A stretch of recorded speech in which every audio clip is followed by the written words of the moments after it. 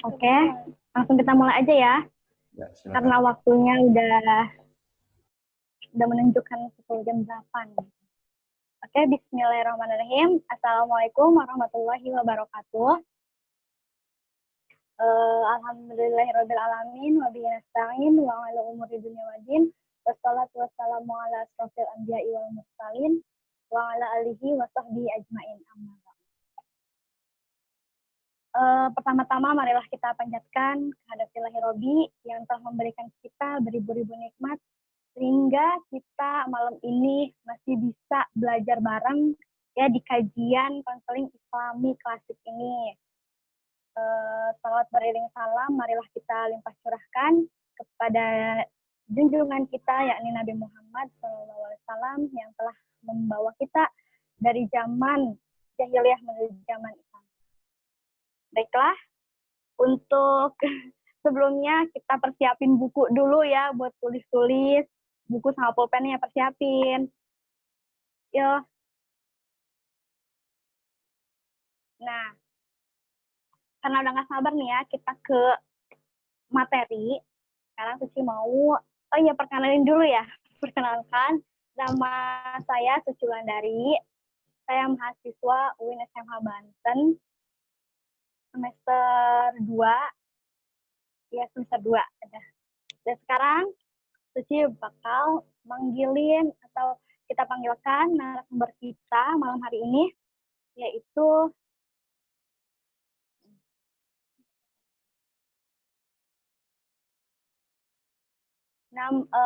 dosen kita, guru kita yang bernama Bapak Ahmad Fadil. Tanggal lahirnya di Tangerang, tanggal 4 Juli 1976, alamatnya Puri Kartika Banjarsari, Blok B7, nomor 10, di Pocok Jaya Serang. Pekerjaannya sekarang sebagai dosen UIN SMH Banten. Menikah dengan Maria Ulfah dan mempunyai dua anak, Hilyah dan Haidar. Pendidikan formalnya di sini ada lulusan dari SD dan MI di SD Pondok Pucung 1 dan MI Tarbiyah Islamiyah di Pondok Aren Tangerang Selatan, lulusan 1987. MTS-nya lulusan di Al-Islamiyah Ciledug, Kota Tangerang, lulusan 1990. MA di MAPK Darussalam Ciamis, lulusan 1993. S1 di jurusan Akidah Filsafat Fakultas Usuluddin Universitas Al-Azhar Kairo, lulusan 1998. S2-nya di jurusan Ilmu Filsafat Fakultas Ilmu Budaya Universitas Indonesia, ya maksudnya Jakarta, lulusan 2002. Non formalnya di sini ada short course Makrifat Kom Iran ya 2017-2018, pelatihan bela negara Kemenhan 2019, sertifikat pembimbing haji Kemenag 2020. Marilah kita sambut guru kita yakni Bapak Ahmad Fadil. Tepuk tangan tentunya.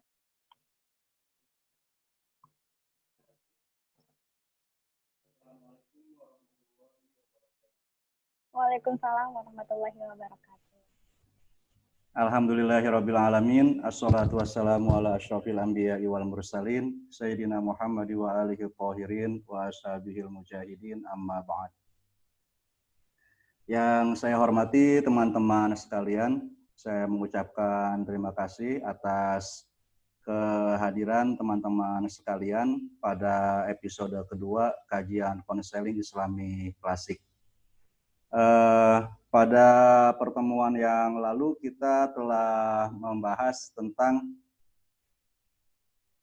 siapa itu Ar-Razi, dan kita telah membaca bagian pendahuluan dari kitab At-Tibbur Ruhani atau ilmu kedokteran rohani karya Ar-Razi, serta sebelumnya kita membahas apa urgensinya, apa relevansinya kita mengkaji kajian konseling Islami klasik ini. Pada malam hari ini kita akan melanjutkan kajian kita dengan membaca bab pertama dari buku At-Tibur Rohani ini. Dan di sini saya memberikan judul asas-asas konseling dengan terapi rasional, emosional, dan behavioral menurut Abu Bakar Ar-Razi. Karena menurut saya, apa yang akan kita temukan nanti di dalam kitab At-Tibur Rohani ini sangat berkaitan dengan apa yang dikenal pada zaman modern ini dengan REBT atau Rasional, Emosional, and Behavioral Therapy yang diperkenalkan oleh Albert Ellis ya.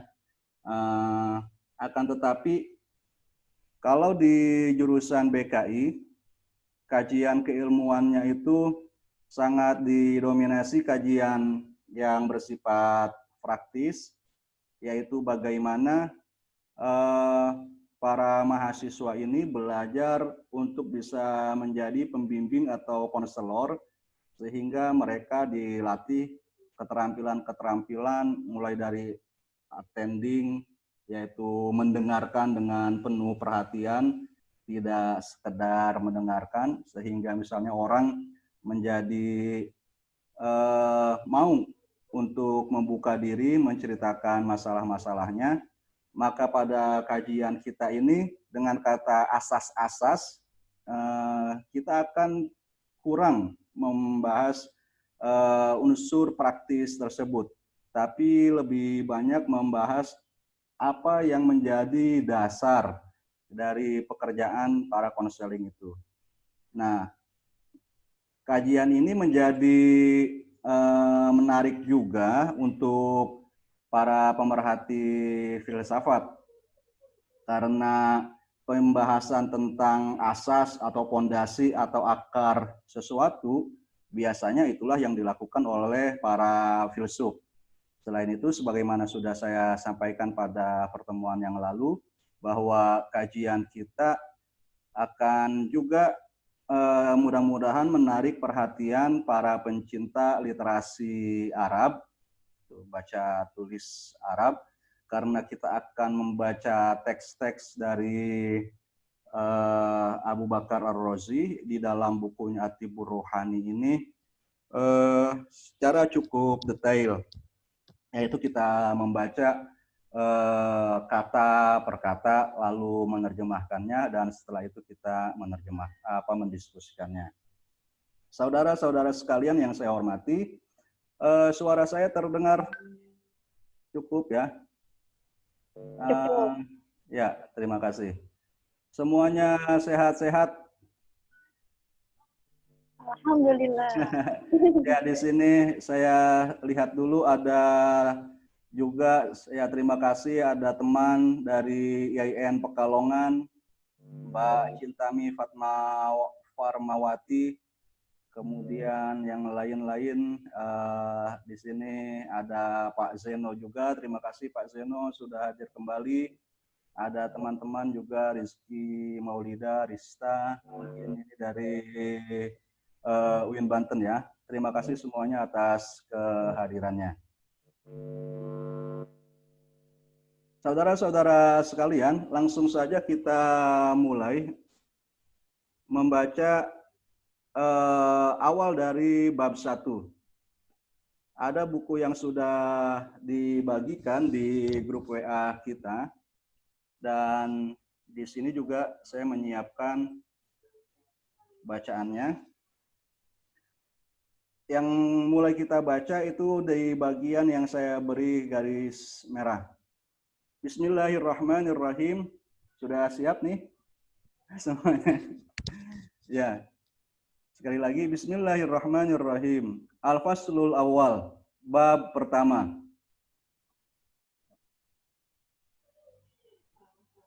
Fi fadlil akli wa madhihi. Tentang keutamaan dan pujian bagi akal. Aku mengatakan, Innal bari'a azzasmuhu. Sesungguhnya sang pencipta yang maha perkasa namanya. Innama a'tona. Sesungguhnya dia memberikan kepada kita al-akla, akal. Wahabana bihi. Dan menggerakkan kita dengannya. Linanala, agar kita memperoleh. Wanablugho bihi. Dan mencapai dengannya. Minal manafi'i. Berbagai manfaat. Al-ajilah, baik di masa kini yang cepat, wal ajilah, ataupun nanti yang tertunda. Goyata ma fi jauhari mislina nailuhu wa buluguhu. Sebanyak-banyaknya, sebanyak yang dapat diperoleh dan dicapai oleh substansi seperti kita. Wa innahu, dan sesungguhnya akal itu a'zamu ni'amillah, nikmat Allah yang paling besar. Indana, bagi kita. Wa anfa'ul asya'i lana, dan sesuatu yang paling bermanfaat bagi kita. Wa ajdaha alaina, dan sesuatu yang paling berguna bagi kita. Fuddilna alal hayawan, kita diistimewakan dari binatang-binatang goirin natiki, yang tidak berakal, hatta malaknaha, sehingga kita dapat menguasainya, wasusnaha, dan mengendalikannya. Sasa yasusu, dari kata ini ada terbentuk kata siasa yang artinya politik. Wazallalnaha, dan kita dapat menundukkannya, wasorrofnaha, dan menggunakannya, yaitu binatang-binatang tadi, fil wujuhil aidah, untuk berbagai keperluan yang kembali manafi'uha, manfaat-manfaatnya, alaina wa alaiha, baik kepada diri kita maupun kepada mereka, para binatang itu. Wabil akl, kedengaran ya Bi ya?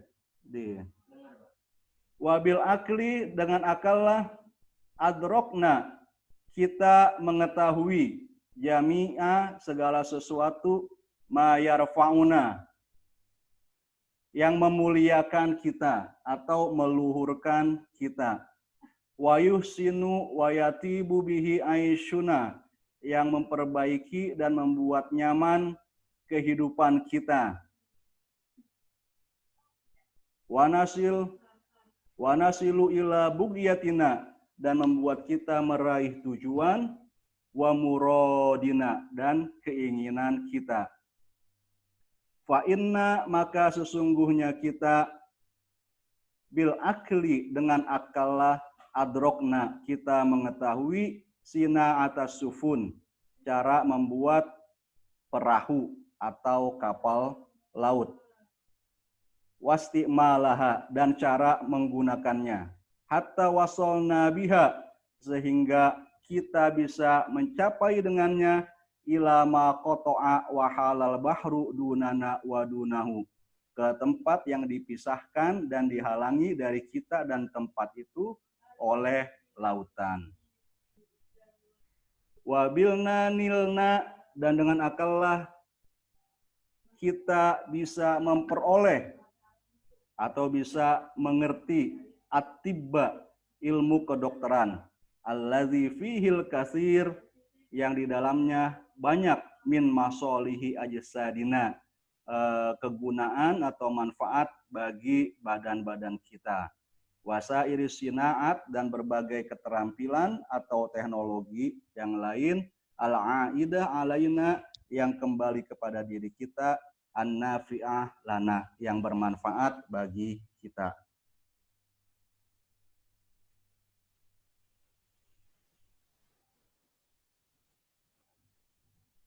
Sekarang lanjutannya yang dikasih garis bawah.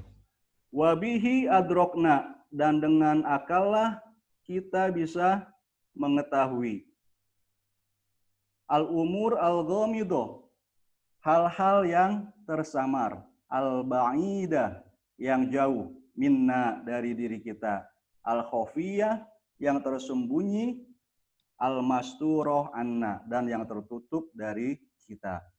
Wabihi arafna syaklal ardi, dengan akallah kita mengetahui bentuk bumi. Wal falaki, dan orbit. Wa azma syamsi, besarnya matahari. Wal qamari, bulan. Wasairil kawakibi, serta planet-planet yang lain. Wa ab'adiha wa harokatiha, serta bentuk dan gerakan-gerakannya.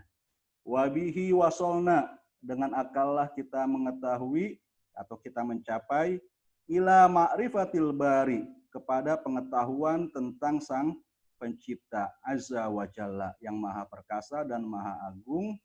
Allazi huwa, yang al-bari itu atau Allah itu, a'zamu mastadrokna, sesuatu yang paling agung yang bisa kita ketahui atau bisa kita capai. Wa anfa'u ma asobna, sesuatu yang paling bermanfaat yang bisa kita gapai. Wabil jumlah, ringkasnya, fa innahu, akal itu, asyai'ul lazi, sesuatu yang laulahu, kalau bukan karenanya, kanat halatuna, maka kondisi kita halatul bahaim, sama saja dengan kondisi binatang. Wal atfali, serta anak-anak. Wal majanin, dan orang-orang gila. Wallazi bihi natasawwaru, dan dengan akallah kita bisa mempersepsi, membuat gambaran di dalam pikiran. Af'alana, perbuatan-perbuatan kita. Al-akliyah, yang bersifat rasional. Qabla zuhuriha lil hissi, sebelum perbuatan-perbuatan itu muncul ke dalam indera secara nyata.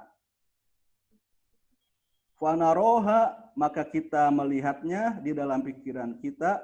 Ka'anna qad ahsasnaha, seolah-olah kita telah mencerapnya dengan indera kita. Summa natamassalu bi af'alinal hissiyah. Selain itu kita pun dapat merekam format dari perbuatan-perbuatan nyata kita. Suwaroha, bentuk-bentuknya. Fatazharu, lalu dia nampak. Mutabiqatan lima tamassalnahu, sesuai dengan apa yang kita rekam. Watakhayyalnahu minha, dan yang kita bayangkan. Wa idza kana hadza miqdaruhu, jika seperti ini kondisi dari akal,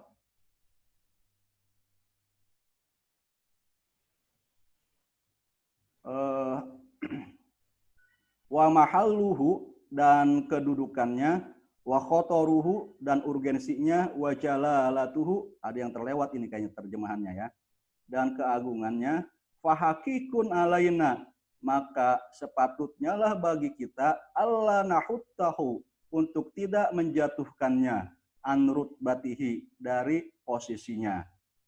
Wala nunaziluhu, dan kita tidak menurunkannya, an darajatihi, dari derajatnya. Wala naj'alahu, dan tidak menjadikannya, wa huwal hakim, yang akal itu sesungguhnya adalah sebagai penguasa, mahkuman alaihi, sebagai sesuatu yang dikuasai. Wala huwa zimam, dan kita tidak menjadikannya padahal dia adalah pengendali, mazmuma, sebagai sesuatu yang dikendalikan. Wala huwal matbu, dan jangan kita menjadikan dia sebagai sesuatu yang seharusnya diikuti, tabi'an, sebagai pengikut.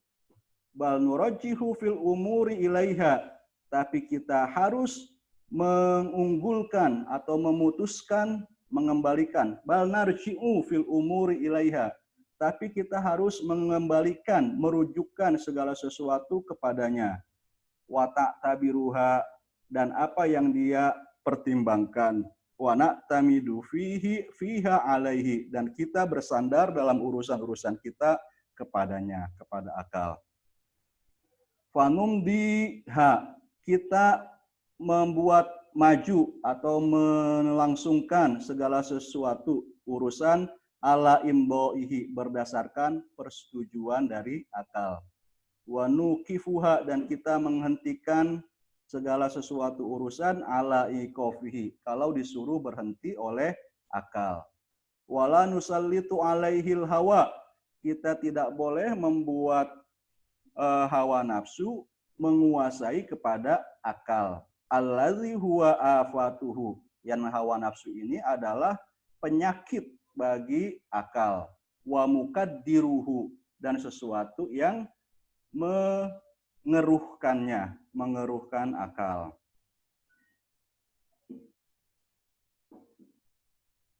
Wal haidu bihi, dan sesuatu yang memalingkan akal an sananihi, dari jalannya, wa mahajjatihi, dari jalurnya, wa qasdihi, dari tujuannya, wastiqomatihi, dan dari keistiqomahannya, wal mani'u min ayyusiba bihi, dan penghalang dari memperoleh al-akil, orang yang berakal, rusydahu, kematangannya, wa ma fihi, dan apa yang di dalamnya, solaha awakibi amrihi, segala sesuatu yang berakibat baik kepadanya. Bal nurawwiduhu, tapi sebaliknya kita harus melatih atau mendisiplinkan. Dari kata ini ada riyadhah atau latihan, yang biasanya riyadhah itu jadi olahraga. Tapi di sini jadi riyadhah itu juga kalau dalam ilmu tasawuf digunakan sebagai olah jiwa. Bal nurawwiduhu, tapi kita harus mendisiplinkan hawa nafsu, wa nuzalliluhu, menundukkannya, wa nahmiluhu, dan kita membawanya, wa nujbiruhu, dan memaksakannya, alal wukufi, untuk diam atau untuk mematuhi, inda amrihi wa nahyihi, kepada perintah dan larangan dari akal. Fa inna idza fa'alna zalik, kalau kita melakukan hal tersebut, sofalana, maka akan jernih bagi kita, goyata sofaihi, sejernih-jernihnya, akal akan menjadi sejernih-jernihnya. Wa bo'alana goyata ibo'atihi, dan dia akan menerangi jalan kita seterang-terangnya. Wa ballagho bina, dan akan mengantarkan kita nihayata qasdi bulugina bihi, sejauh apapun yang ingin kita tuju. Wa kunna su'ada, dan kita pun menjadi gembira, bima wahaballahu lana, dengan apa yang dianugerahkan oleh Allah kepada kita, minhu, dari akal itu, wa munna alaina bihi, dan apa yang dia karuniakan kepada kita, bihi, dengan akal tersebut. Saudara-saudaraku, itu dari bab pertama. Bab pertama tentang akal ini tidak terlalu panjang dibahas oleh Ar-Razi. Nah, pada pertemuan minggu lalu dari Pak Zeno disebutkan ada kitab dengan judul yang sama yang ditulis oleh Ibnul Jauzi. Ibnul Jauzi ini ulama yang berbeda dengan Ibnul Qayyim al-Jauziyah ya. Ibnul Jauzi ini adalah ahli hadis, ahli tafsir. Ibnu Qayyim al-Jauziyah itu masyhur sebagai murid dari Ibnu Taimiyah.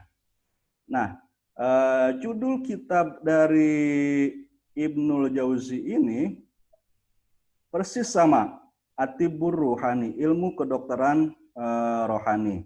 Dan pembabannya semua hampir yang ada di kitab At-Tibbur Ruhani Ar-Razi itu ada juga di dalam At-Tibb Ar-Ruhani Ibnul Jauzi. Tapi bedanya Ibnul Jauzi membuat 10 bab lebih banyak. Jadi kalau di At-Tibbur Ruhani ini ada 20 bab, di At-Tibbur Ruhani Ar-Razi maksud saya Di Atibur Ruhani Ibnul Jauzi ada 30 bab. Nah, coba kita bandingkan apa yang dikatakan oleh Ibnul Jauzi.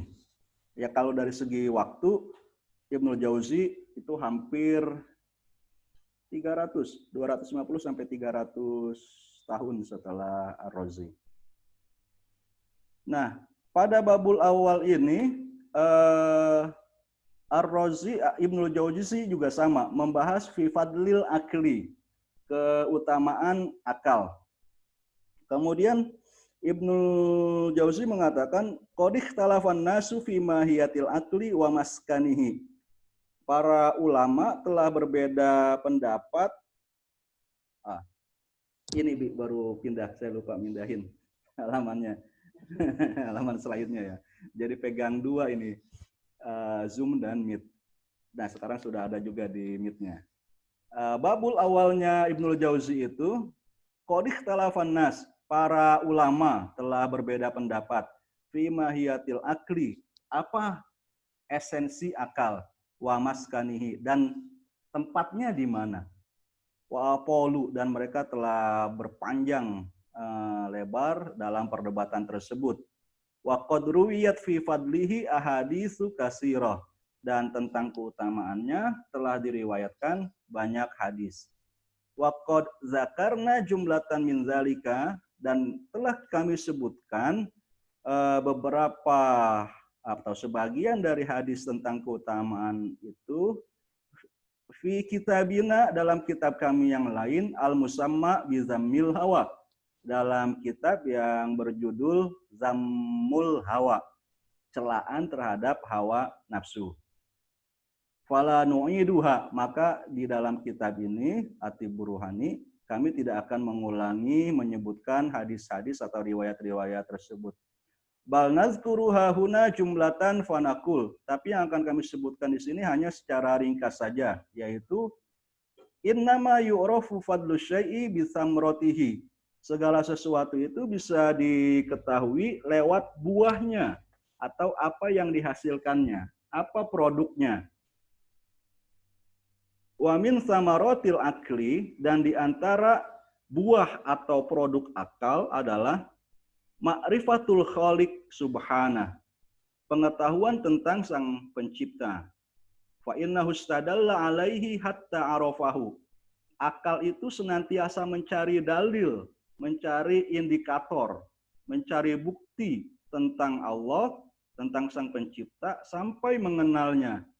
Wa ala sidqil anbiya, buah akal yang lain adalah mengetahui kejujuran para nabi. Hatta alimahu, sampai mengetahui siapa yang benar-benar nabi. Wa hassa ala ta'atillah, akal juga menganjurkan untuk atau memotivasi untuk taat kepada Allah. Wa ta'ati rusulihi, dan taat kepada rasul-rasul Allah. Wa dabbaro fi naili kulli so'bin hatta zallalal bahaim, dan dia yang mengatur untuk memperoleh segala sesuatu yang susah, sehingga akal itu bisa membantu manusia untuk menundukkan atau menjinakkan binatang-binatang. Wa 'allamahu sina'ata sufun, mengajarkannya teknologi membuat perahu atau kapal laut. Allati biha yatawassal ila mahala bainana wa bainahul bahar, yang dengan akal itu, yang dengan perahu itu kita diantarkan kepada kepada tempat yang dihalangkan di hari kita dan tempat tersebut oleh lautan.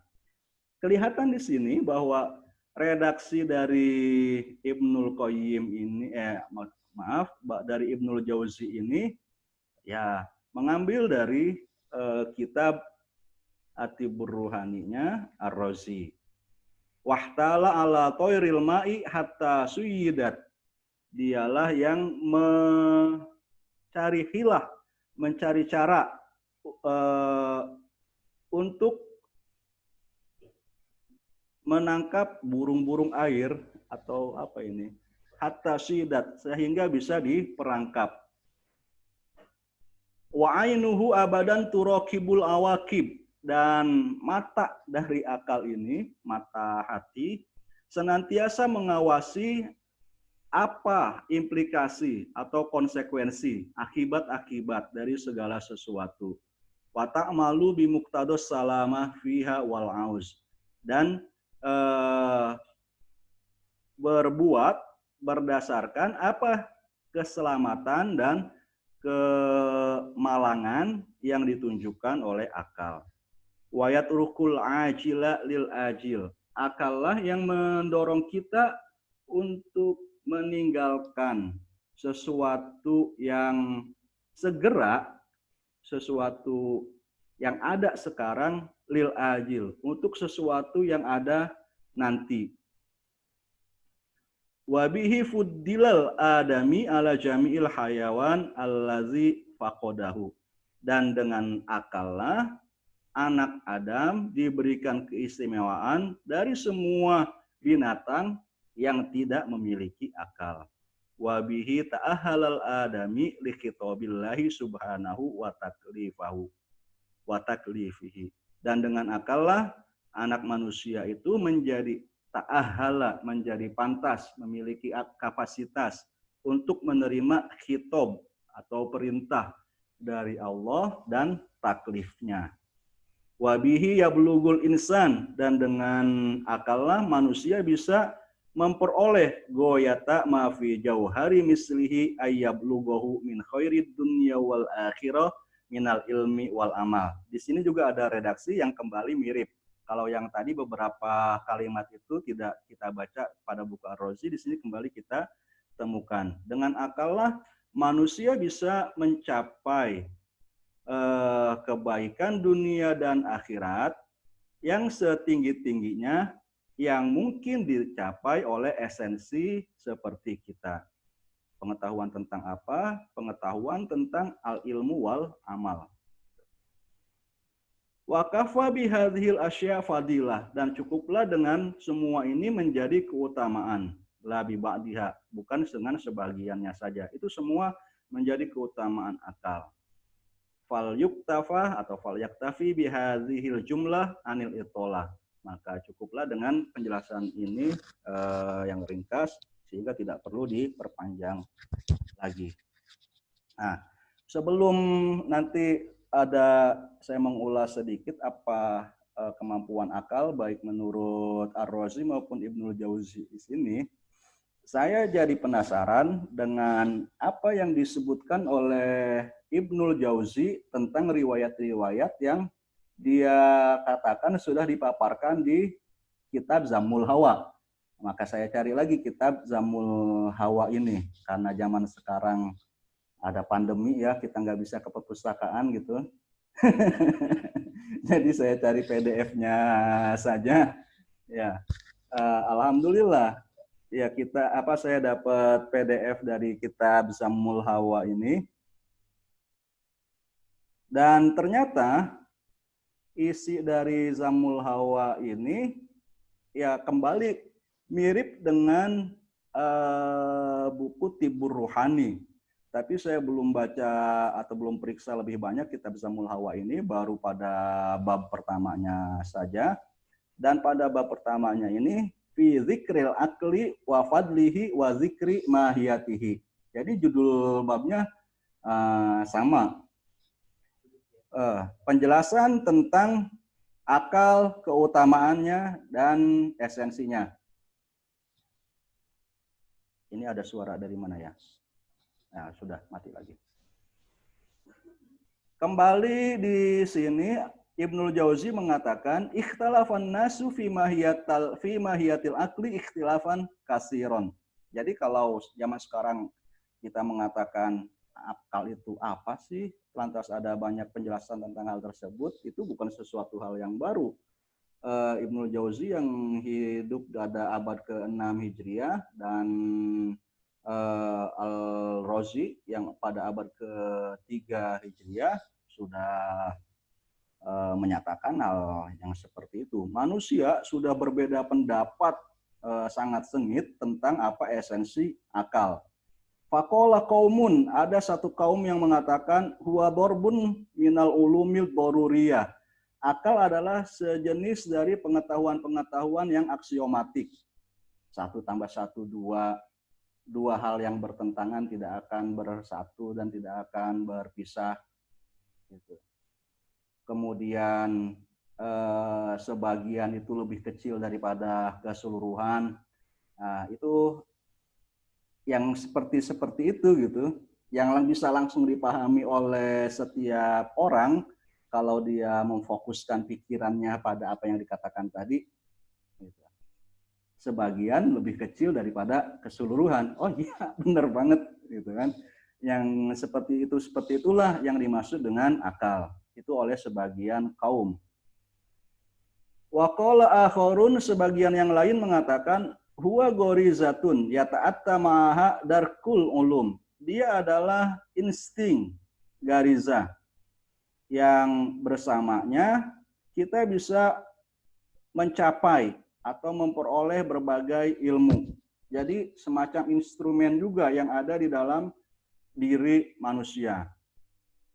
Wa qala akharun, sebagian lagi mengatakan huwa quwwatun yufaddalu biha baina haqaiqil maklumat. Dia adalah daya yang dengannya manusia bisa memeriksa antar hakikat-hakikat fakta-fakta dari berbagai informasi.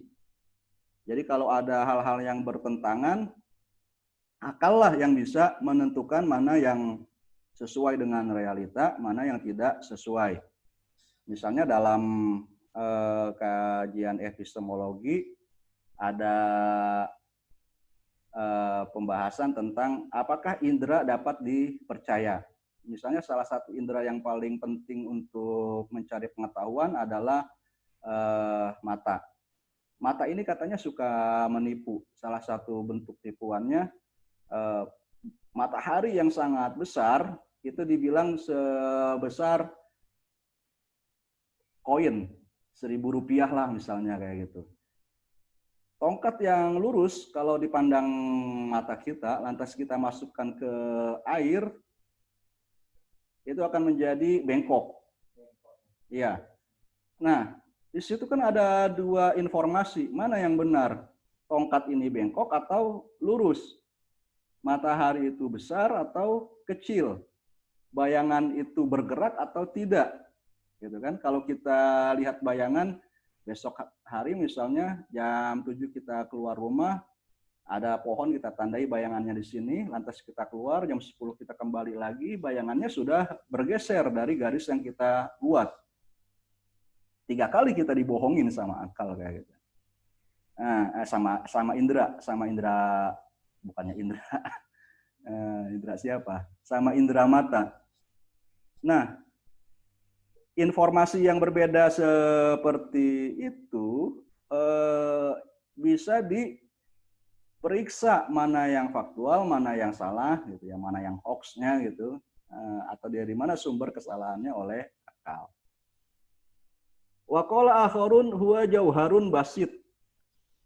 Ada lagi yang mengatakan bahwa akal itu adalah esensi yang sederhana juga. Jadi dia seperti apa? Kalau ada Robi berbentuk fisik, ada Robi berbentuk akal. Nah, yang berbentuk fisik ini kelihatan nyata, ya besarnya seperti itu. Nah, yang akal, yang Robi juga gitu, itu adalah esensi yang basit, yang sederhana. Bukannya seperti amuba, bagaimana kita membayangkannya? Wa qala qaumun huwa jismun syafaf. Akal itu tubuh juga, tapi dia transparan. Ya, jadi kalau misalnya kita bisa membayangkan seperti apa, ada bentuk tanpa raga, tanpa badan, gitu ya, otot tanpa daging otot, dan selanjutnya, gitu. Nah, yang transparan, yang tembus pandang seperti itu. Wa qala Al-Haris Al-Muhasibi. Al-Haris Al-Muhasibi seorang sufi mengatakan huwa nurun, akal adalah cahaya. Dan selanjutnya.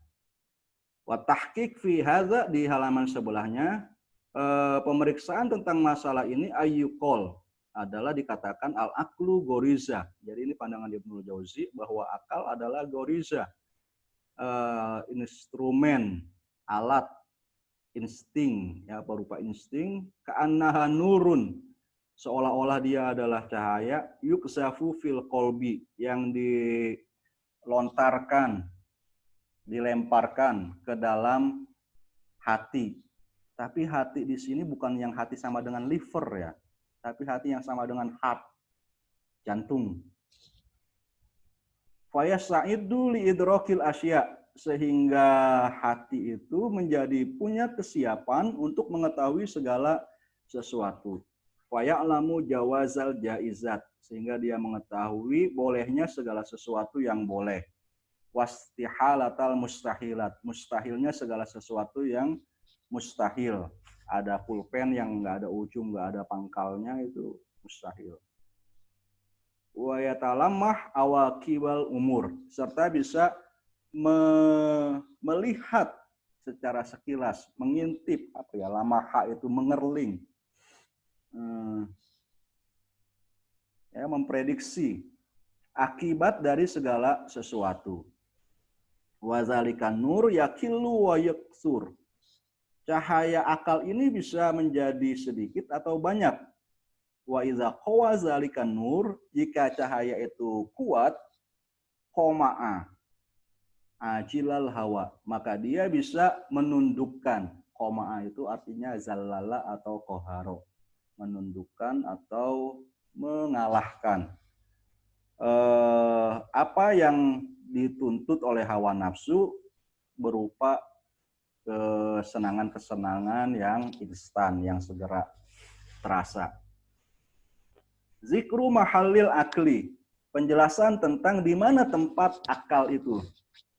Aksaru ashabina yakulun, kebanyakan guru-guru kami atau teman-teman kami mengatakan mahalluhu al-qalb, tempatnya akal adalah hati, jantung.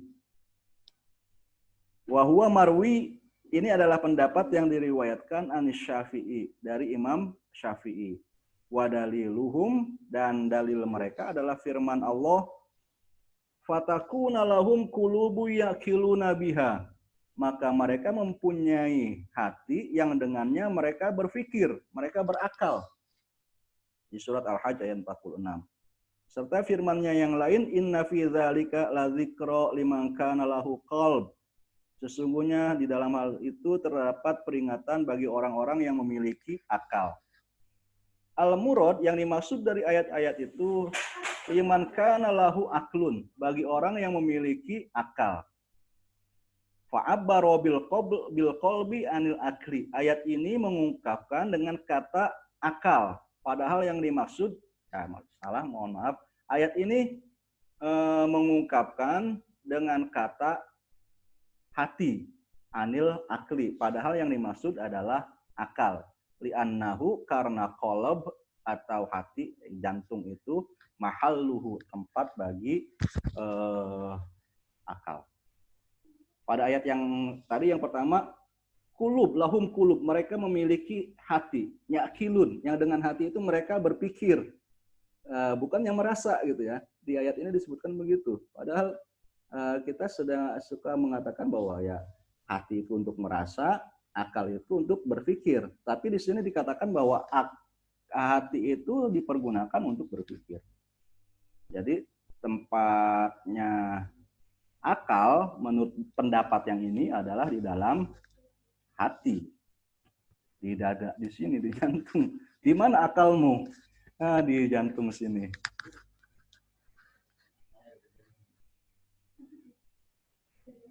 Wa naqala al-Fadl bin Ziyad, sementara Fadl bin Ziyad mengutip an Ahmad, dari Imam Ahmad, anna mahallahu ad-dimag, bahwa tempatnya akal itu adalah otak. Nah, di sini ya bukan orang zaman sekarang, saya juga berpikir tempatnya hati itu adanya tempatnya akal itu adanya di otak. Biasanya seperti itu yang ada di pikiran saya. Wa huwa ikhtiyaru ashabi Abi Hanifah. Ini adalah pendapat yang dipilih oleh murid-murid Abu Hanifah. Ar-Razi punya komentar tentang tempat akal ini juga, tidak di bab 1. Nanti kita akan baca. Wah, selanjutnya zikru fadlil akli min tariqin nakli. Penjelasan tentang keutamaan akal melalui dengan menggunakan metode periwayatan baik dari hadis maupun asar. Di sini saya tidak baca sanadnya. Selanjutnya dari Ibnu Abbas.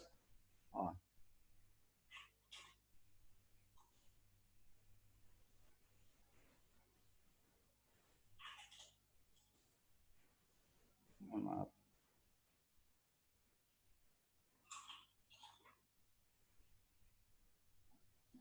Jelas, Bi? Ininya, teksnya. Dari Ibnu Abbas, annahu dakhala ala Aisyah. Ibnu Abbas menemui Sayyidah Aisyah radhiyallahu anha. Ibnu Abbas ini sahabat yang masih kecil waktu ketemu dengan Nabi. Abdullah bin Abbas bin Abdul Muthalib. Jadi masih sepupu dengan Nabi. Dia bertanya kepada Aisyah, "Ya Ummal Mukminin, wahai bunda orang-orang yang beriman, ara'aitir rajula, bagaimana pendapatmu tentang seseorang yakillu qiyamuhu, yang sholat sunnah malamnya itu sedikit, wa yaksuru ruqaduhu, banyak tidurnya di malam hari. Wa akhor, sementara orang yang lain yaksuru qiyamuhu, banyak sholat sunnah pada malam harinya, wa yakillu ruqaduhu, dan sedikit tidur malam harinya. Ayyuhuma ahabbu ilaika, yang mana di antara mereka yang lebih engkau sukai? Ahabbu ilaiki, ya, karena kepada Aisyah. Qalat, Aisyah berkata, sa'altu Rasulullah, aku pernah bertanya kepada Rasulullah, kama sa'altani, sebagaimana yang engkau tanyakan. Faqala, lalu Rasulullah bersabda, ahsanuhuma aklan, yang paling bagus akalnya di antara mereka berdua. Fakultu, maka aku katakan, ya Rasulullah, wahai Rasulullah, kata Aisyah ya, masih bercerita kepada Ibnu Abbas, innama as'aluka an ibadatihima, yang aku tanyakan itu tentang ibadah mereka berdua, mana ibadah mereka yang paling kamu sukai? Faqala, Rasul bersabda, ya Aisyah, wahai Aisyah, innahuma la yus'alani an ibadatihima, mereka berdua tidak ditanyakan, tidak dimintai pertanggungjawaban tentang ibadahnya. Innama yus'alani an ukulihima, tapi dimintai pertanggungjawaban tentang akalnya. Faman kana aqal, maka orang yang lebih berakal, kana afdalu fid dunya wal akhirah, dia yang menjadi lebih utama baik di dunia maupun di akhirat.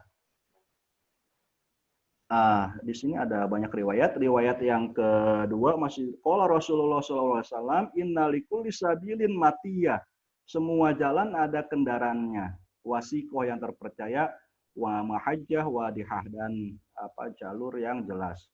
Wa ausakun nas matiyatan, orang yang paling terpercaya kendaraannya, wa asanuhum dilalatan wa ma'rifatan bil mahajjatil wadiyah afdaluhum aklan. Orang yang paling terpercaya, paling mengetahui penanda jalan adalah yang paling utama akalnya. Pada riwayat yang ketiga, ini masih dari Rasul, dari Ibnu Umar, Abdullah bin Umar, yang tadi Abdullah bin Abbas. Rasulullah bersabda, "Inna rajul la yakuna min ahli siyami wa ahli sholati wa ahli haji wa ahli jihad." Bisa jadi seseorang adalah orang yang banyak berpuasa, sholat sunnah, haji, serta jihad. Wa ma yujza yaumal qiyamah illa biqadri aklihi. Tapi dia tidak akan mendapatkan balasan pada hari kiamat kecuali sesuai dengan kadar akalnya. Nah, oke. Pada yang bagian yang keempat, Rasulullah lagi bersabda, "Laqad sabaqa ila jannati adan aqwamun, makanu bi aksarin nasi sholatan wala siyaman wala hajjan wala timaron." Telah lebih dulu masuk ke surga Aden sejumlah orang, padahal mereka bukanlah orang yang paling banyak sholat, puasa, haji, dan umrohnya. Walakinnahum aqalu anillahi azza wa jalla mawa'izahu. Tapi mereka bisa mengakal, memahami, gitu, menerima dengan pemahaman akalnya dari Allah Subhanahu wa Ta'ala nasihat-nasihat Allah. Fawajilat minhum qulubuhum, sehingga hati mereka menjadi tergetar oleh nasihat-nasihat itu. Watma'annat ilaihin nufus, dan menjadi tenang dengannya jiwa-jiwa mereka. Baik, saya tidak baca keseluruhannya dari bagian ini. Wah, di sini ada masalah di mic-nya ini. Katanya dibilang suhu terlalu tinggi. Oh, enggak. Panasan. Enggak apa-apa.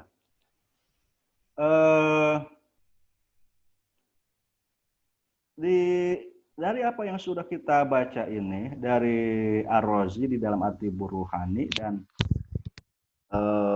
Ibnul Jauzi, baik di dalam At-Tibbur Ruhani juga maupun di dalam Zamul Awa, itu sama-sama menerangkan bahwa manusia memiliki satu keistimewaan dibandingkan dengan makhluk-makhluk yang lain yang disebut dengan akal. Oke, kita tidak permasalahkan di mana tempatnya, apakah di jantung ataukah di otak. Nanti ada pandangan Ar-Razi ya, yang saya suka. Yang intinya dia, kalau yang disebut di sini sih sebenarnya dia seperti tadi, seperti esensi yang sederhana gitu. Sesuatu yang punya kedirian tersendiri. Nah, akal ini ternyata kemampuannya itu luar biasa. Dari mengetahui hal-hal yang bersifat teknologi, yang bikin kehidupan kita nyaman, ya, alat yang disebutkan tadi transportasi misalnya, mulai dari menundukkan binatang, binatang bisa kita kendarai, kuda, kerbau, sampai teknologi membuat perahu, ya binatang juga bisa kita jinakkan. Tapi baik Ar-Razi yang filsuf maupun Ibnul Jauzi yang ahli hadis, ahli tafsir ini sama-sama mengatakan bahwa akal itu punya kemampuan juga untuk mengetahui hal-hal yang dibalik sesuatu yang nyata ini, sesuatu yang masturoh, tersembunyi, khofiyah, samar, ba'idah, yang jauh, yang abstrak. Bahkan yang puncak bisa diketahui oleh akal ini adalah pengetahuan tentang Allah itu sendiri, gitu ya. Jadi ada orang yang tergoda, mungkin nanti kita, saya belum sempat baca bagaimana kritik dari Al-Kirmani terhadap Ar-Razi ini, karena posisi akal di sini menjadi sangat tinggi gitu, dan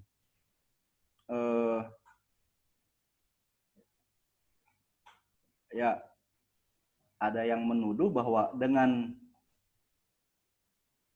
memposisikan akal seperti ini lantas menurunkan penghormatan Ar-Razi terhadap urgensi wahyu. ada ungkapan katanya, kalau apa yang disampaikan oleh wahyu itu sama dengan akal, ya sudah, saya cukup dengan akal. Oh, akal juga menyampaikan seperti itu. Dan kalau wahyu menyampaikan sesuatu yang berbeda dengan akal, saya lebih percaya pada akal karena dia yang ada lebih dulu. Tapi tuduhan seperti itu sebanyak yang sudah saya baca dari buku Ar-Razi, saya belum dapati di sebelah mananya Ar-Razi sampai memungkinkan dianggap berpandangan seperti itu. Karena di dalam At-Tibur Ruhani ini, beliau sangat menghormati wahyu, baik yang berupa Al-Quran maupun yang berupa As-Sunnah. Dan di sini juga tadi kita sudah baca bahwa dengan akal, manusia itu justru didorong, dimotivasi untuk taat kepada Allah dan taat kepada Rasul-Rasulnya. Nah, sebagai penutup, pemantik diskusi kita pada malam hari ini, kalau kita membaca, menggoogling sebentar saja tentang REBT, Rasional Emosional Behavioral Therapy, yang disampaikan oleh Albert Ellis itu, maka sama. Albert Ellis mengatakan bahwa manusia itu atau klien-klien, konseli-konseli, banyak yang terjebak di dalam kesulitan-kesulitan kehidupan, gitu ya, karena mereka terpedaya oleh pikiran-pikiran yang tidak masuk akal, yang irasional itu. Jadi ada fungsi akal yang tidak dipakai dengan sebaik-baiknya oleh klien atau konseli ini, sehingga mereka terjatuh ke dalam masalah. Dan posisi seorang konselor atau pembimbing terhadap klien-klien tersebut itu bersifat direktif, gitu ya, bersifat mengarahkan. Berbeda dengan CCC ya, client center counseling, yang di mana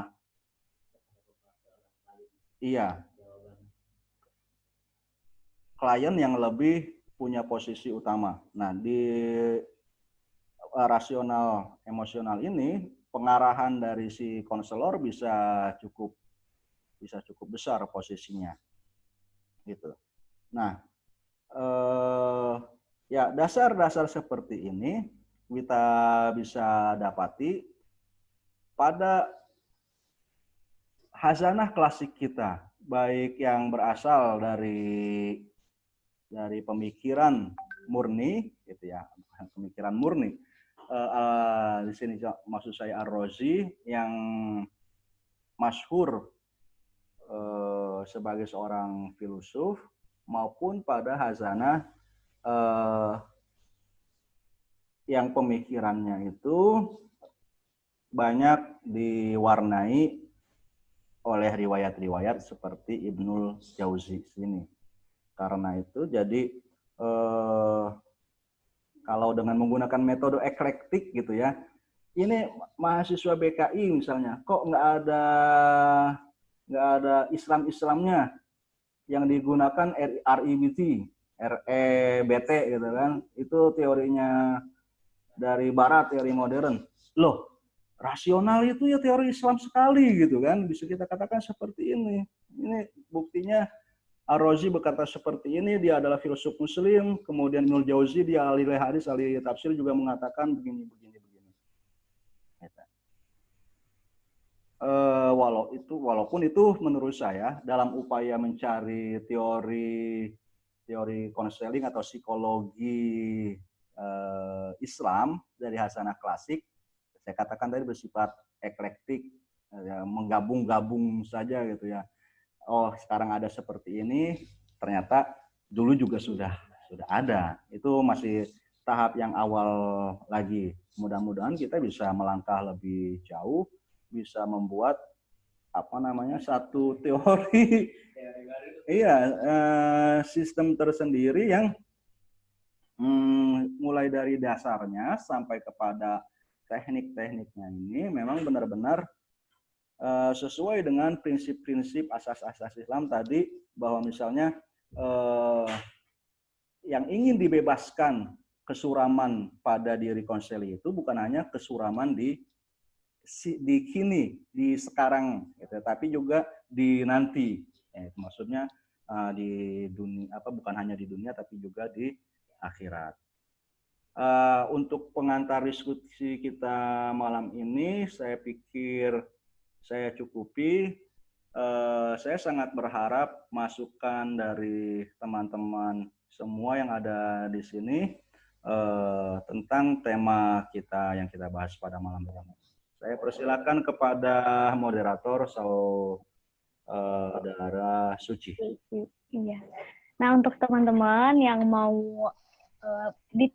bertanya ataupun mau diskusi, dipersilakan untuk membuka voice-nya. Ayo, ada Kak Angga, Kak Rizky, ada yang dipertanyakan atau mau didiskusikan?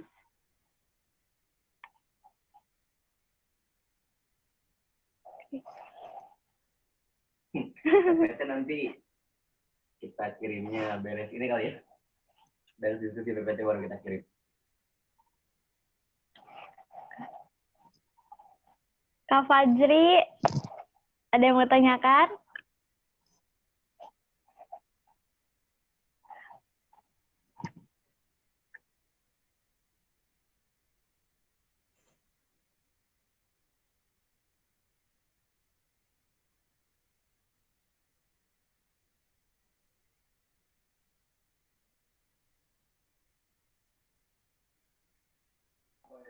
Ketahui tentang RIBT misalnya, karena mungkin Fajri atau siapa nih, Rista sudah semester 4-5 sekarang. 4-5 ya, 6. Gitu. Yang lainnya Suci juga di semester 2 BKI sudah belajar teori apa saja? Kalau Suci, ya, Apa? teorinya baru tentang lupa. Terge. Nuriana bisa bantu, asik. Nuriana sekelas kan, cuma sekelas.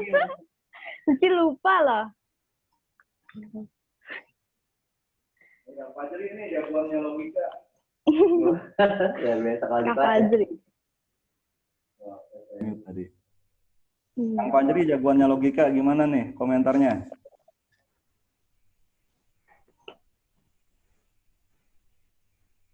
Kayaknya Lola deh, loading.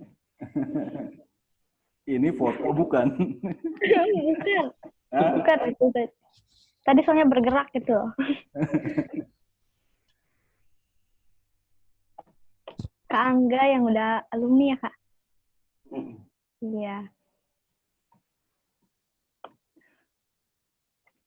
Atau dari Meet, nih ada 11 slide belum saya baca. Ke-mute, Pak. ini nanya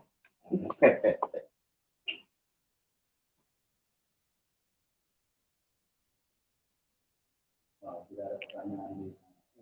belum ada yang Apa chat kita di sini? Belum ada pertanyaan juga. Robi, mungkin ada pertanyaan? ini Pak, kan kalau di mana ya? Di situ kadang-kadang sini juga Di sini aja deh. Nama pasnya juga kadang-kadang. Bapaknya ke-mute. Jadi apa sih Pak sebenarnya yang ngebedain nih antara pemikirannya Albert Ellis sama Ar-Razi ini tentang RBT ini? Karena kan nanti kita asas secara Islami Ar-Razinya gitu. Albert Ellis kan berfokus bahwa kadang seseorang itu terjebak di masalahnya karena kondisi lingkungan atau biologisnya gitu. Kalau dari Ar-Razi sendiri kayak gimana gitu ininya pemikiran? kita bisa mengatakan bahwa ini kayak REBT-nya ROG gitu. Ya, dari yang sudah saya baca dari ROG ini, dia bergerak dari dasar ya, dari akar ya filosofinya tentang akal itu apa esensinya, bagaimana sifat-sifatnya, apa yang dapat ia lakukan gitu. Dan nanti seiring pembacaan kita terhadap kitab ini, kita akan mengetahui bagaimana itu diaplikasikan. Pertama, lantas akal ini punya fungsi yang pertama adalah dia harus mengendalikan hawa nafsu gitu. Hawa nafsu ini bagaimana diistilahkan oleh Albert Ellis atau para konselor modern gitu. Nah, ini terus terang belum saya dapati pemistilahannya, tapi mungkin itu nanti ke behavioral, perilaku manusia, gimana ya, perilaku yang negatif lah ya, perilaku yang menyimpang dari segi menyebutkan perilaku yang menyimpang yang negatif itu. Nah, ini mungkin yang walaupun tidak disebutkan berakar dari nafsu oleh konselor modern, tapi sebenarnya merujuk kepada hal yang sama. Jadi unsur pembiasaannya di situ atau rekayasa perbuatan, rekayasa perilaku, baik pada keduanya bisa bertemu. Jadi yang satu ini yang dari segi bacaannya sih sebenarnya erosi dari dasar ke buahnya nanti, sementara para filsuf modern itu lebih dari buahnya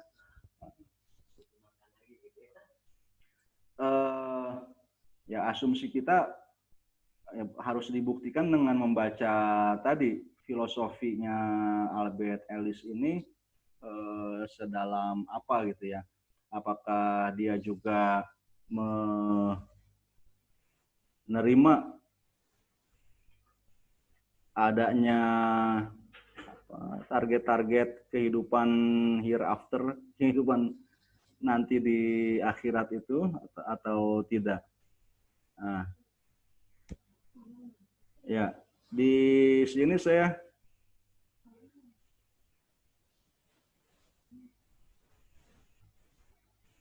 hanya ingin mengatakan ada beberapa buku dari Albert Ellis ini yang bisa kita baca. Ternyata dia bukan teori ini masih cukup laris ya, bisa dibilang seperti itu pada masa modern. Ada penulis namanya Windy Dryden. Itu yang banyak mengulas tentang pemikiran Ellis ini. Jadi ada lembaga Albert Ellis Institute gitu. Dari penelusuran saya itu. Dan Windy Dryden itu banyak menulis tentang REBT. Ada juga tulisan Windy Dryden tentang Albert Ellis-nya. Fundamentals of Rational Emotive Behavioral Therapy dan Handbook of Brief Cognitive Behavior Therapy. Coba, suara saya hilang?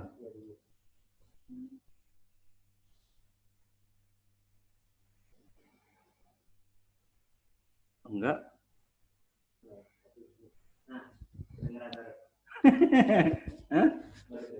Sekarang kedengeran? Ya. Oke. Tunggu, saya ingin share buku itu, mungkin ini bermanfaat buat Anda yang akan menulis skripsi di masa pandemik ini ya.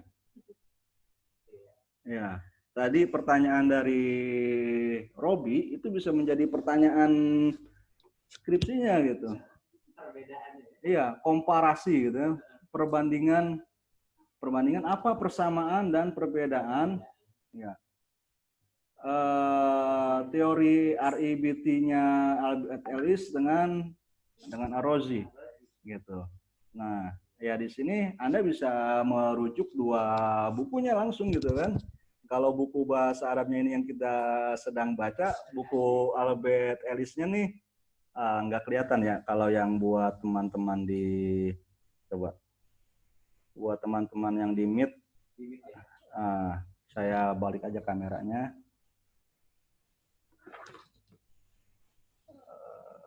Masih sempit.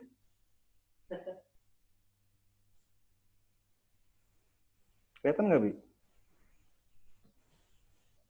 Agak buruk sih, Pak. Kan si layar ini. Nggak kelihatan. Nggak kebayang-bayang. Ya. Nah tuh, Dila, kelihatan nggak? Ada di sini Albert Ellis live.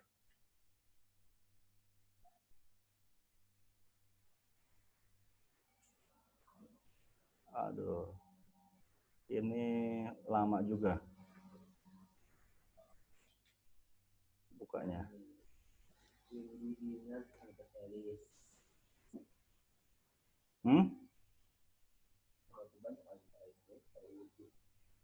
Iya.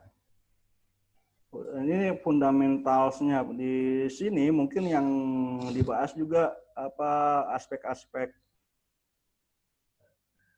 lambat ininya. Teoritis ya dari saya belum baca buku ini. Nah, ini dia.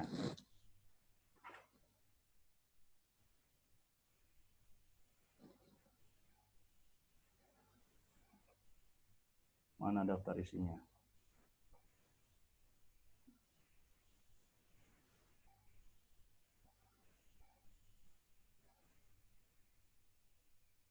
Nah, negative emotion. Di situ ada yang di bab 4 itu pembedaan antara emosi-emosi negatif yang sehat dan tidak sehat. Tapi nanti banyak pembahasannya tentang langkah-langkah konselingnya juga pada bab 1. Nah, itu yang lebih banyak kepada kajian teoritisnya. Ada pertanyaan pada dia, Pak. Baik. Cara teknis konseling ROG ini kayak gimana gitu? Kan kalau Albert Ellis mah biasanya yang pakai tiga itu teknik kognitif atau teknik imagery atau teknik behavioral. Kalau ROG gimana kan? Nah, kita akan temui nanti di kajian-kajian berikutnya. Kita di next kajian. Iya. Biar penasaran. Sebagai bocoran di bagian ke depan bagian ke bab kedua itu kita akan membahas tentang Zamul Hawa juga. Bagaimana mengendalikan hawa nafsu, akal harus mengendalikan hawa nafsu. Lantas ada salah satu bab itu yang sebenarnya lebih banyak membahas kepada konselor, bukan kepada kepada konseli. Iya, adab konseli. Iya, bukan adab konselornya. Jadi setiap manusia menurut Arrozzi ini harus mencari konselor.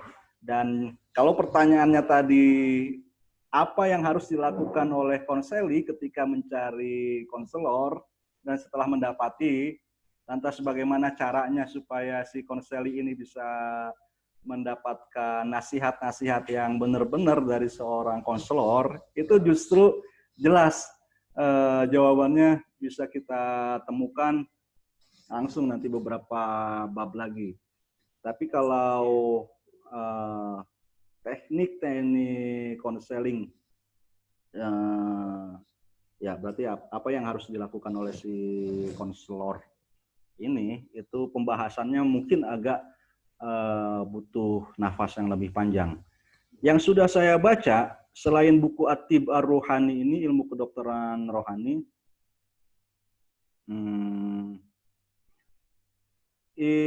Ar-Razi punya buku Akhlakut Tobib.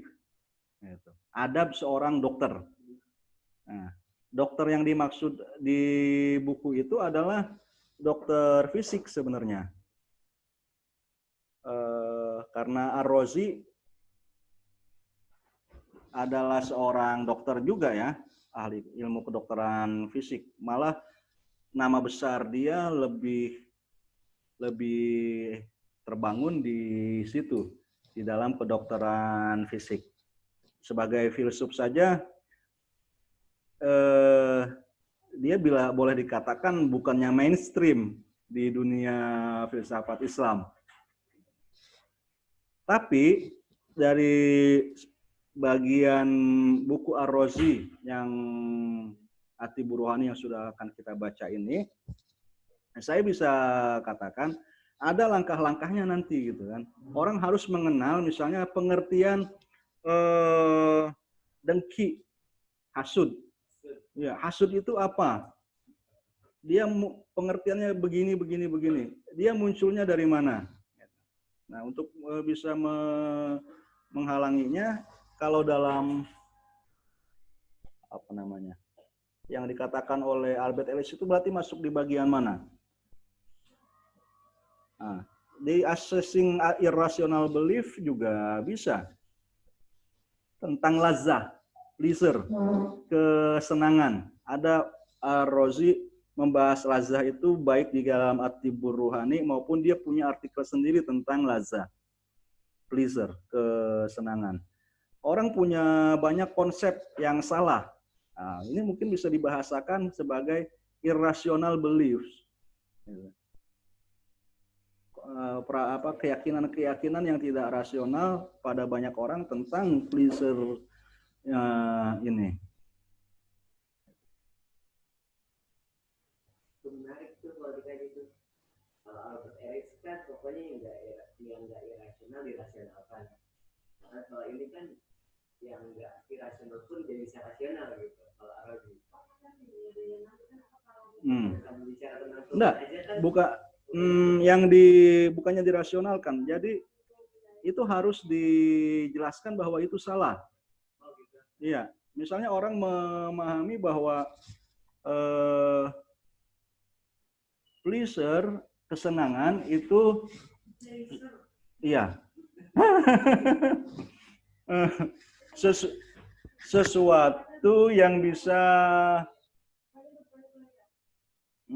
diperoleh tanpa ada kesusahan sebelum ataupun setelahnya. Ar-Razi mengatakan nggak mungkin ada kesenangan kalau nggak ada kesusahan setelahnya. Bahkan kesenangan ini juga kadarnya itu seapa, gitu kan? Dia bilang, gitu kan, berdasarkan definisinya, sekadar hanya mengembalikan orang kepada kondisi normal sebelum dia mengalami kesusahan. Misalnya kondisi normal kita sekarang tidak lapar, lantas mengalami lapar. Nah, kesenangan makan itu hanya mengembalikan diri kita dari lapar tadi menjadi tidak lapar lagi. Kalau sudah tidak lapar masih disuruh makan sehingga kekenyangan, itu malah makan nggak menyenangkan. Ya. Jadi orang yang mengejar bermacam-macam kesenangan seperti itu, mereka harus disadarkan tentang pengertiannya dulu ya, irrational beliefs-nya itu gitu. Kira-kira begitu, Adila.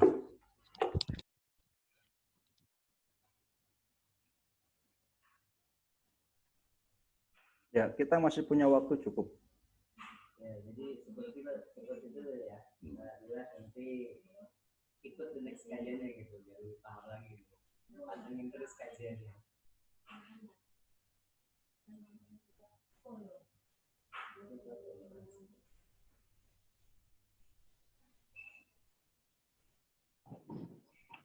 Mungkin ada yang di Zoom, masih ada yang mau didiskusikan. Kak Rizky, halo Kak Rizky. Ya, silakan. Mau berbagi pengetahuan atau komentar apa saja dipersilakan. Ya, Sharing bersama. iya benar sharing.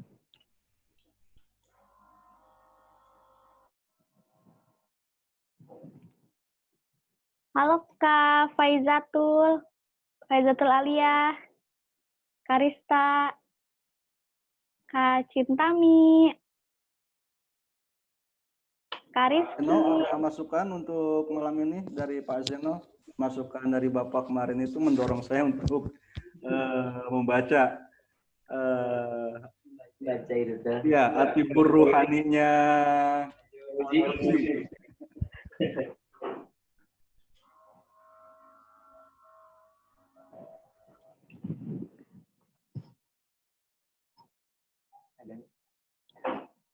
Oh.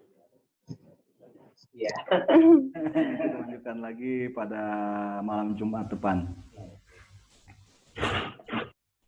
Tapi emang asik ini Pak. Jadi Ar-Raji itu lebih mendalam. Karena kan kalau kita berbicara tentang Albert Ellis, REBT-nya itu ketika sesuatu yang nggak mungkin rasional itu nggak bakal sampai gitu, kayak konsep Tuhan, konsep yang gaib gitu, kayak gitu. Mungkin gitu. Kalau Ar-Raji kan nanti lebih dalam nih mungkin nih.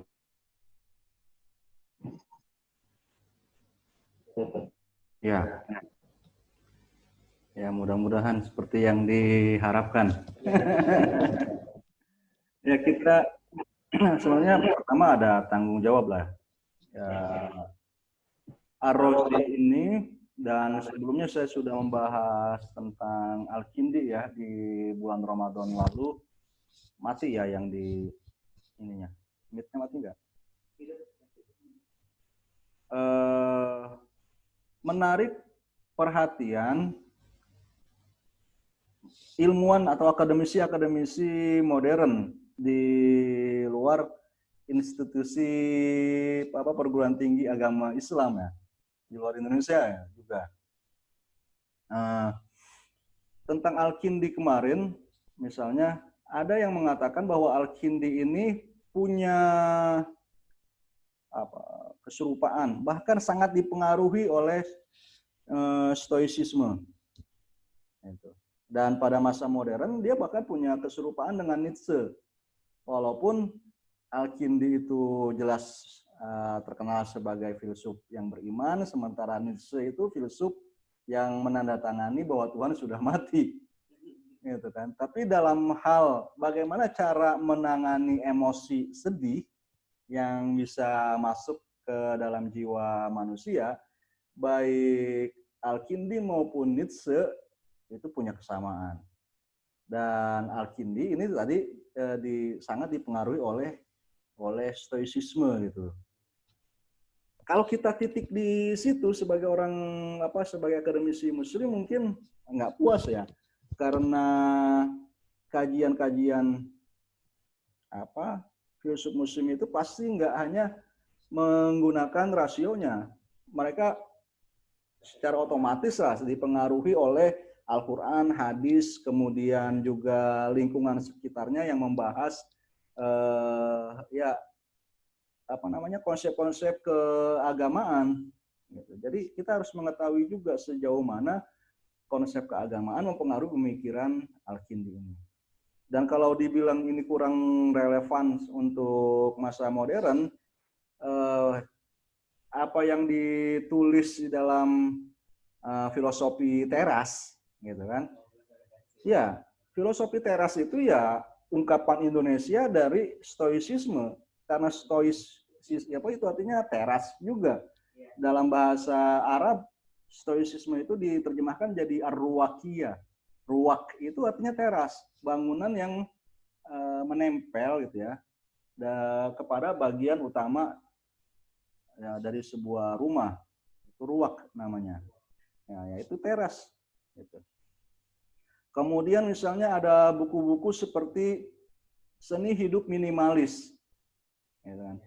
Seni hidup minimalis itu kan turunan baru lagi dari Stoicisme ini. Salah satu poin yang diajarkannya adalah bagaimana orang tidak memiliki banyak barang-barang kepemilikan supaya tidak banyak juga kesedihannya. Orang bersedih kan karena kehilangan apa yang dia miliki. Nah, kalau nggak punya apa-apa, nggak kehilangan apa-apa, gimana sedihnya? Nah, seperti itu. Ya, bahkan yang kita miliki pun gitu kan, itu jangan iya, jangan disimpan di hati, karena begitu dia ada di dalam hati, dia bukan hanya menjadi milik kita yang kita sedih kalau kehilangan dia, bahkan dia bisa memiliki kita, membalik kita dari pemiliknya menjadi apa yang dia miliki, lantas menguasai dan mengendalikan kita.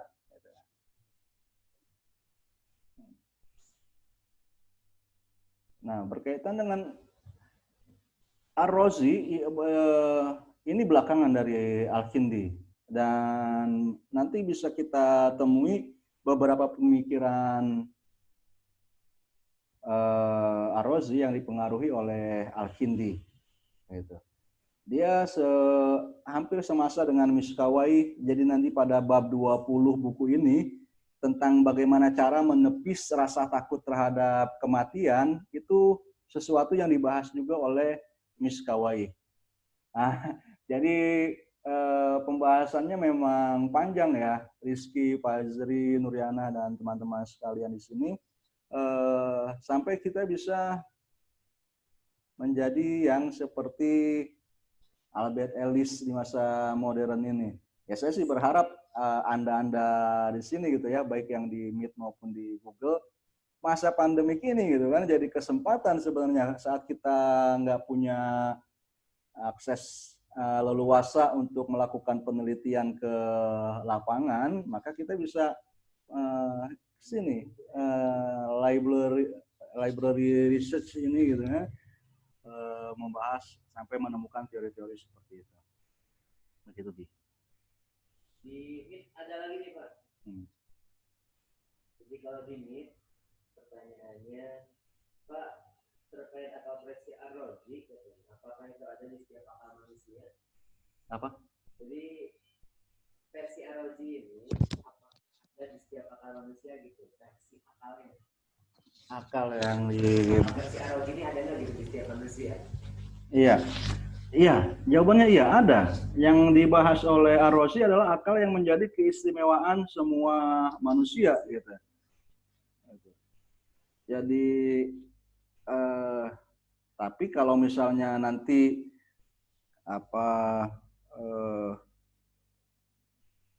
sebagian manusia gitu kan ada yang gila gitu, maka sebenarnya itu secara logika dia disebut gila karena seharusnya dia berakal.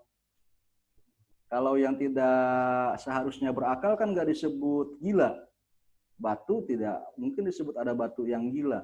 Anjing gila juga sebenarnya itu ungkapan yang metafor atau lebih ke metafor seperti itu gitu ya. Karena memang anjing seharusnya tidak punya pikiran.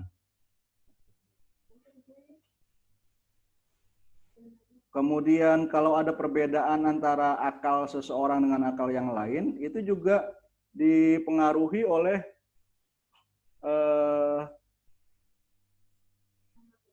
bagaimana ia terlatih, terdidik gitu.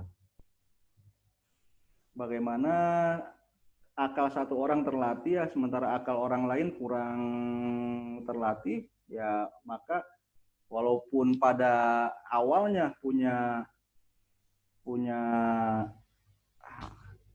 akal yang sama seperti itu, tapi selanjutnya berbeda.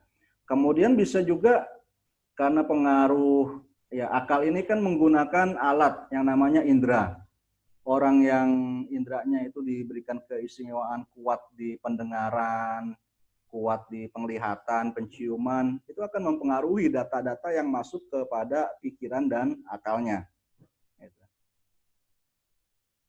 Kemudian pengaruh nutrisi juga, baik mulai dari orang tua ya, bahkan leluhur, sampai misalnya ke bayi mulai dari janin sampai lahir, gizinya bagus atau tidak, itu kan juga mempengaruhi. Sebab akal ini saat dia berada di dalam jiwa manusia, dia mempergunakan mempergunakan alat-alat tersebut. Makanya sebagai pelajar di sini, itu perhatikan gizi juga, jangan terlalu banyak misalnya makan mie instan gitu ya, karena nilai gizinya kurang. Gitu. Anda walaupun kerjanya kelihatannya nggak berat gitu kan, dibandingkan misalnya dengan petani gitu ya, yang mencangkul sawah, itu sebenarnya anggapan yang salah. Pekerjaan otak ini adalah pekerjaan yang menguras energi yang besar, dan karena itu butuh asupan gizi, nutrisi yang bagus juga. Karena itu nanti ya berkaitan dengan yang ditanyakan tadi, kenapa akal dia bisa dengan cepat memahami itu, sementara akal saya enggak. Beda makannya, bukannya beda amalannya gitu ya. Iya. Begitu apa kira-kira. Ini ada saran nih, Pak. Ya. Suruh membahas quarter life crisis. Trending. Kekhawatiran di umur 20 sampai 30 tahun. Oke, kita pikirkan masukannya itu. Nanti kita bisa mungkin kalau memungkinkan kita buat sesi yang lain di luar malam Jumat untuk menampung yang seperti itu. Atau kalau misalnya yang mengusulkan ini punya bahan juga yang bisa dia share, mengapa misalnya enggak iya, nah dia menjadi pemantiknya, kita Robi bisa memfasilitasi pertemuannya seperti ini gitu ya. Zoom dan yang lainnya kita bisa selenggarakan di sini gitu. Atau kita cari siapa yang bisa bicara tentang masalah itu. Coba nanti di follow up ya. Ya bisa jadi pembicara, bisa punya gambaran siapa pembicara yang bisa kita hubungi, itu bisa nanti kita diskusi bareng-bareng. Jadi ya sebenarnya ajakan saya di sini bisa benar seperti itu gitu ya, bukan saya yang paling tahu tentang Ar-Razi ini pun gitu ya, apalagi tentang tema-tema yang lain. Tapi saya senang mengajak Anda semua teman-teman untuk ngobrol hal yang bermanfaat. Ya belajar seperti ini. Ya mungkin sudah cukup kalau ini tidak ada lagi yang lain. Sepertinya tidak ada lagi yang bertanya ya. Iya. Kalau di Zoom bagaimana? Belum ada yang mau nanya. Cuman tadi ada dari Kak Cintami. Cintami ya. Iya, Kak Cintami katanya. Bagaimana? Bisa. Punten Bapak. Oh, ini ada yang nanya. Oh iya, iya. Oke. Dari Ya, Rizka nanya. Tadi kan katanya akal sebagai instrumen ya. Cuma Ya. Rizka belum kebayang gitu. Itu seperti apa di apa? Ya, akal itu sebagai instrumen. Instrumen. Jadi lanjut lagi. Sebagai instrumen ya. Instrumen itu artinya alat ya. Ya, alat. Iya. Jadi di sini maksudnya bahwa jiwa manusia itu bisa kadang kita artikan sama dengan akal ya. Akal sama dengan hati. Tapi penggunaan kata yang lain juga bisa bahwa jiwa manusia itu sesuatu yang lebih besar, yang di dalamnya dia memuat berbagai, bisa disebut sebagai instrumen, bisa disebut sebagai kuah, daya atau kekuatan atau fungsi. Jadi pada segi ini, misalnya nafas itu bisa dibagi menjadi 3. Ada yang disebut sebagai nafas atau jiwa nabati, ada yang disebut sebagai nafas syahwani, jiwa atau godobia atau hayawania, dan yang ketiga nafas natiko, jiwa rasional, jiwa berpikir. Gitu. Nafas nabati ini sesuatu yang menyamakan kita dengan tumbuh-tumbuhan, bisa berkembang dari kecil menjadi besar, bisa berkembang biak juga, seperti itu. Jadi kalau misalnya ada orang yang kita sebut gila, itu masih kenal makanan, itu memang nafas nabatinya tidak rusak, akal jiwa, akal nabati. Nah, kemudian kalau misalnya dia masih bisa marah seperti itu ya, itu berarti nafas syahwani atau nafas hayawaninya juga masih berfungsi. Nah, yang nggak berfungsi di situ apa? Yang nggak berfungsi adalah nafas natikohnya, akal-akalnya, gitu. Akal rasionalnya, akal manusiawinya. Nah, akal yang seperti ini tadi yang bisa membuat manusia mengenal kebaikan dan keburukan, bisa memilah mana informasi yang benar, mana informasi yang salah.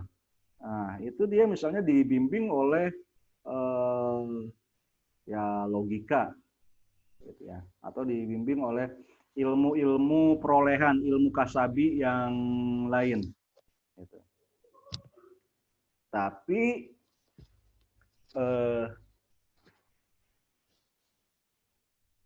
ya di situ sudah lebih kelihatan bahwa akal sebagai instrumen ya, sebagai alat yang dipakai oleh jiwa manusia untuk memperoleh kesempurnaan dirinya di samping dengan alat-alat yang lain. Dan akal itu dia punya pasukan juga. Jadi dia adalah alat bagi jiwa dan dia punya alat-alat lain yang dia gunakan. Alat-alat yang dia gunakan tadi sudah saya sebutkan adalah indera. Indera ini menjadi instrumen bagi akal supaya dia punya data untuk membuat penyimpulan. Kalau nggak punya pasukan ini, dia nggak punya pasokan data, akhirnya dia nggak bisa melakukan penyimpulan apa-apa. Karena itu akal kita penting untuk disuplai gitu ya dengan bacaan misalnya. Karena bacaan ini meluaskan ya membuat kalau sama dengan mengasah pisau lah gitu ya, menjadi semakin tajam saat dipakai untuk memotong lebih keras gitu. Nah, kalau akal diberi suplai data lewat bacaan yang banyak juga pada saat terjadi masalah, ya dia juga bisa tajam. Ini pandemi ini konspirasi atau fakta gitu ya. Kalau kita nggak punya bacaan apa-apa tentang masalah itu, kita susah membuat kesimpulan gitu kan. Makanya ada orang juga seperti Imam Al-Syafi'i yang bisa menjadi imam mazhab gitu. Ada yang seperti kita saja jadi muqallid. Ya karena asupan akalnya di sini berbeda gitu ya. Seperti instrumen alat seperti itu gambarannya kira-kira. Baik, mungkin Robi, teman-teman yang ada di sini nih bersama saya ada beberapa orang di rumah di sini. Kalau kita selesai sampai jam 10 mungkin terlalu malam ya. Lain kali mungkin kita sepakati waktunya sampai setengah 10 saja supaya yang di sini juga tidak terlalu malam. Terima kasih saya ucapkan sekali lagi kepada teman-teman yang ada di sini. Kalau merasa ada ya terima kasih kepada Teteh atau Ibu Mbak Sintami Fatmawati di sini yang mengatakan bahwa perlu adanya penelitian lebih lanjut agar teori-teori konseling Islam klasik dapat eksis kembali dalam bingkai konseling Islam modern. Yang kita sering baca pada saat ini, kata Mbak Sintami ini adalah misalnya teori dari Al-Ghazali. Ternyata ada banyak yang lain diantaranya dari Al-Ghazali yang juga menarik. Ya kita masih akan terus melanjutkan ini. Mudah-mudahan saya dan teman-teman semuanya bisa istiqomah sampai menemukan lebih banyak lagi gitu kan dari Ar-Razi dan dari tokoh yang lain. Terima kasih. Hasbunallah wa ni'mal wakil. Assalamualaikum warahmatullahi wabarakatuh. Waalaikumsalam warahmatullahi wabarakatuh. Waalaikumsalam. Terima kasih kepada Bapak Fadil yang telah memberikan banyak banget ilmu ya buat kita semua. Udah di Zoom ini ada yang mau tanyain lagi nggak? Kalau tidak ada, kita tutup aja ya acara malam ini atau kajian malam ini dengan bersama-sama membacakan lafaz Alhamdulillahirrahmanirrahim. Baiklah, cukup sekian dari saya pribadi ya sebagai moderator. Assalamualaikum warahmatullahi wabarakatuh.